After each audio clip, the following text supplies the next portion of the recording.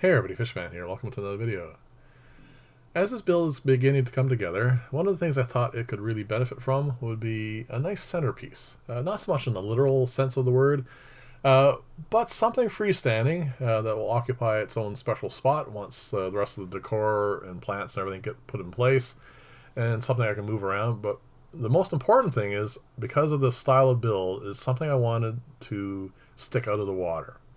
So what I did is I did a Google search for sunken stumps, moss-covered stumps, logs, that sort of stuff. Things with plants growing on them that are obviously involved in some form of water feature. And I really do like that sunken stump look and having a bit of it sticking out of the water.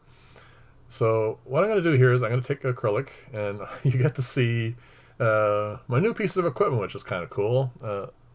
This bandsaw is set up in a special way so I can do a lot of free hand stuff. Uh, Obviously, the table saw is really good for cutting, straight lines, perfect edges, that sort of stuff. But when I want to do a little bit of, sculpting, like for this, it's not any good at all. I mean, and obviously you don't want to have your fingers anywhere near a table saw build, but this is a little bit more forgiving.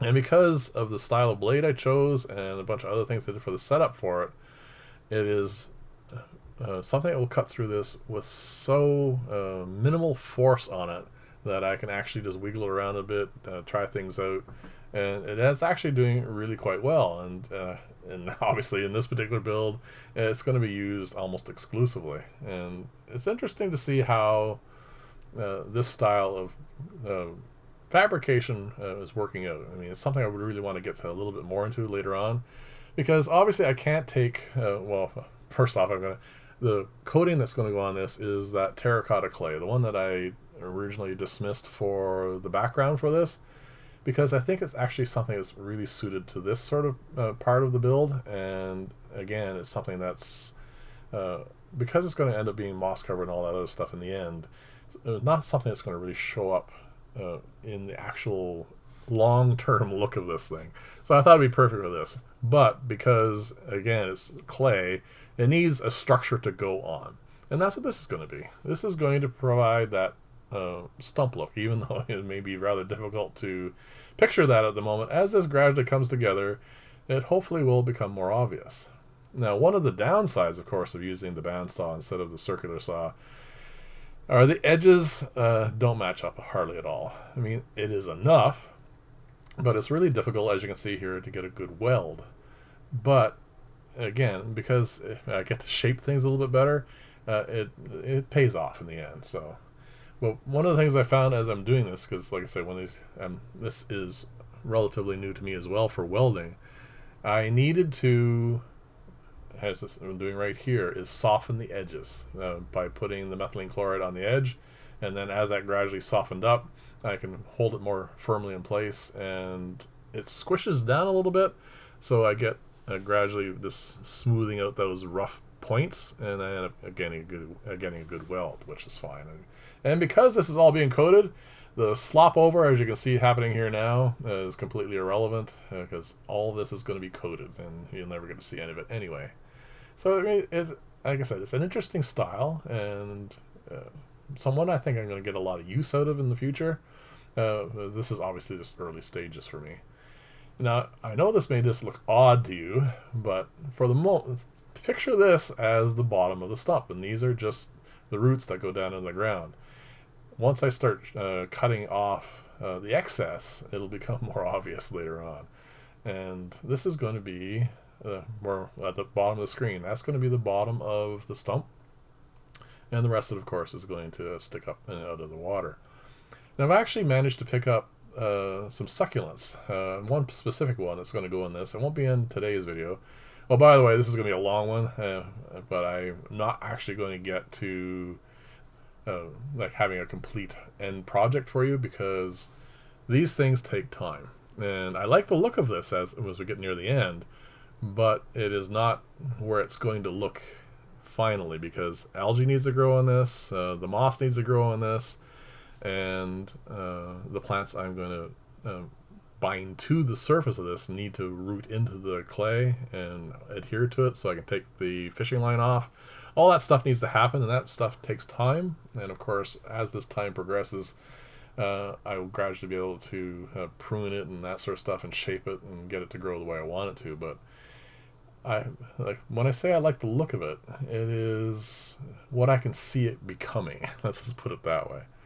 So there you go. This is a stump, and it doesn't look like much right now, but hopefully by the end of the video you'll start seeing a little bit more of what it's going to look like. And another reason why I picked this particular piece is it already had the form-fitting inserts for this. So I'm going to use one near the top of this in the end, and I'm going to put a piece of screen on that, and then I could put, of course, either soil or gravel or whatever I decide to do for the whatever's going to grow to the top of this into that as well. So that's another reason why I picked this particular piece, and also is one that was roughly the right length. So this is going to be a rather lengthy attaching and spreading out of clay over the surface of this, and my goal at this point, while I'm doing this here right now, is just to keep it as thin as possible. Sculpey is actually pretty good, and it's easy to work with, as you'll see as this goes along here. But the more you have, the longer it takes to cure. And one of the things I was kind of concerned about at this point is if I made it too thick, I would end up melting the acrylic. Because the longer it is in the oven, the softer the acrylic is going to become.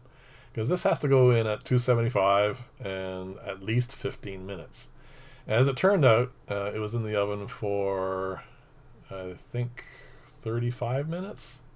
And it was getting to the point, you'll see, well, actually you won't see because I don't think I recorded it. The acrylic was getting really pliable. It was getting to the point where I was getting concerned, so I took it out and sat it overnight, let it cure on this surface here, and then it was fine. It was, like I said, I wasn't really too concerned about it. But the only reason why I really knew that it was getting to acrylic's limit for being in the oven, those inserts that I had made that fit perfectly inside this when pre-oven, I had to actually turn them down on the lathe because they wouldn't fit.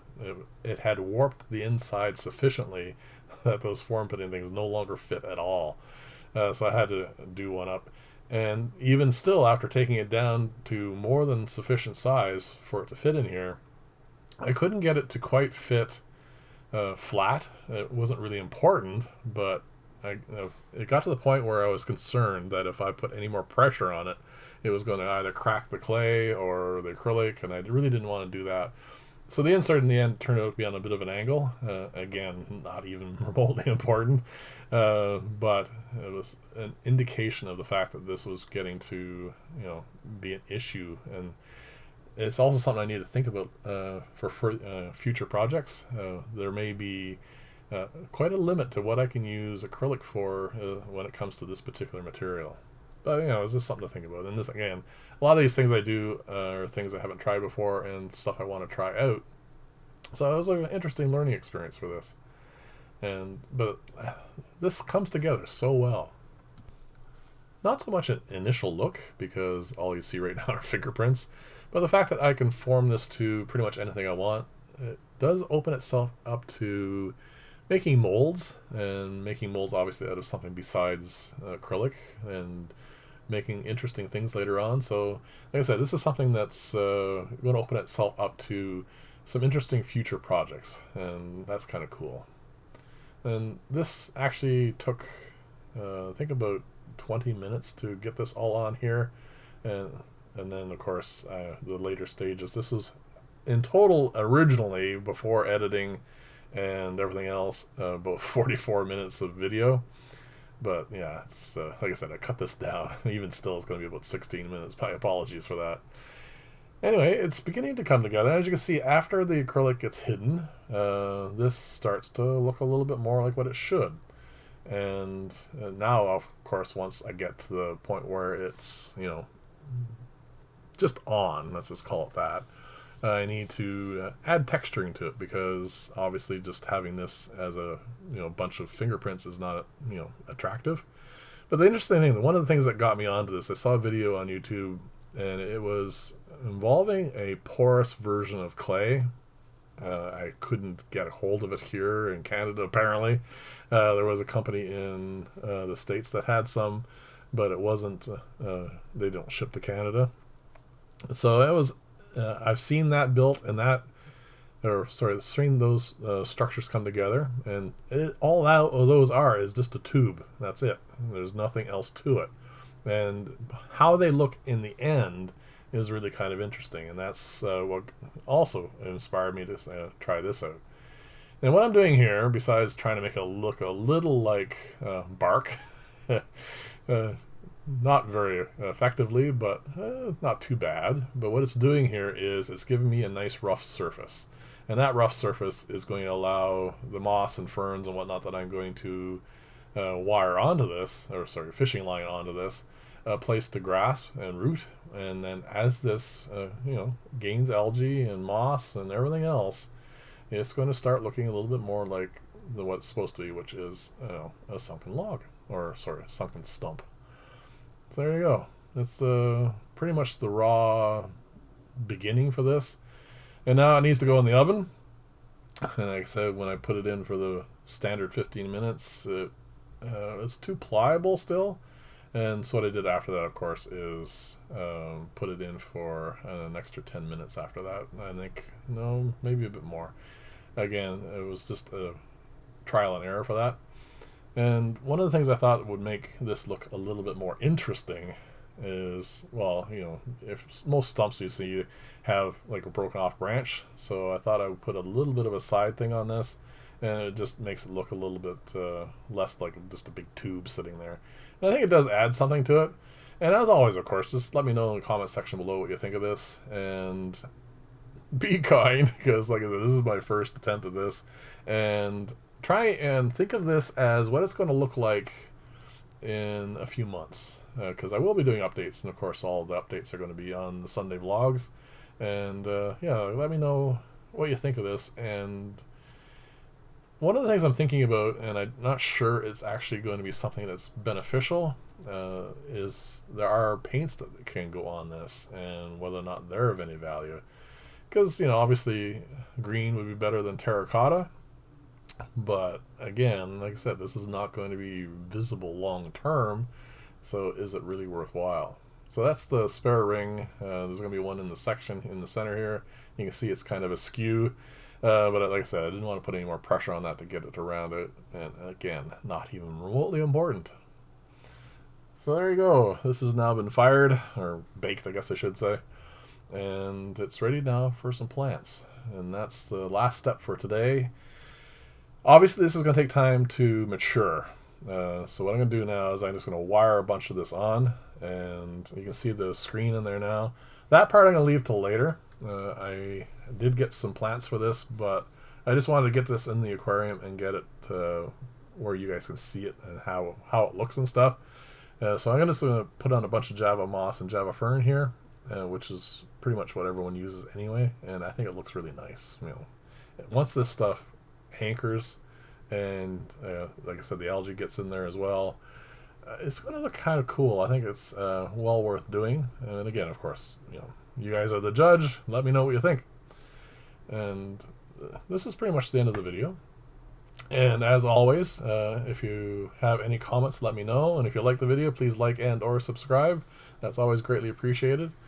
And as you can see, the wire initially is, or I should say the fishing line, is initially quite visible, but it won't be in short order. I mean, I have wired on so many plants on so many things over the years that it's not something that you actually ever get to see anyway. And then the nice thing about it is, in about, well, hard to say exactly, but a month, 2 months, 3 on the outside, I will remove all the fishing line, and it'll just cling on by itself. And it does anchor really well to terracotta. I already know that for a fact, so that's kind of cool. And you'll notice I'm only putting on small, tiny pieces of Java fern, mostly because it will grow, obviously, and also because I think I like it better. It kind of reminds me a bit more of, like I said, the sunken log look. And because there's already going to be something rather substantial coming out of the top of this, I didn't want to, make this too bulky. So this should be interesting that way as well. There you go. You can see in the bottom there, you can see a little bit of the warping as well, where the acrylic was actually touching onto the pan. And there's actually a bit of bubbling in it too. So this is probably as large an object as I can, well, height-wise it definitely is, because it won't fit in my oven. But I think it's also at the limits of what acrylic can do. So the last clip is going to be it in the aquarium. It's going to be a little bit cloudy because, unfortunately, I had just done this. But there will be an update on Sunday for this, and hopefully the tank will be nice and clear by then. And some other, stuff will get done to this as well. But I like the look, the fact that it just covers, goes over the surface of the water. And once there's plants in there as well, that's going to be interesting. And then those at the moment I'm planning as succulents, but let me know what you think about that as well. So thanks again for watching. I will see you in the next video, and bye for now.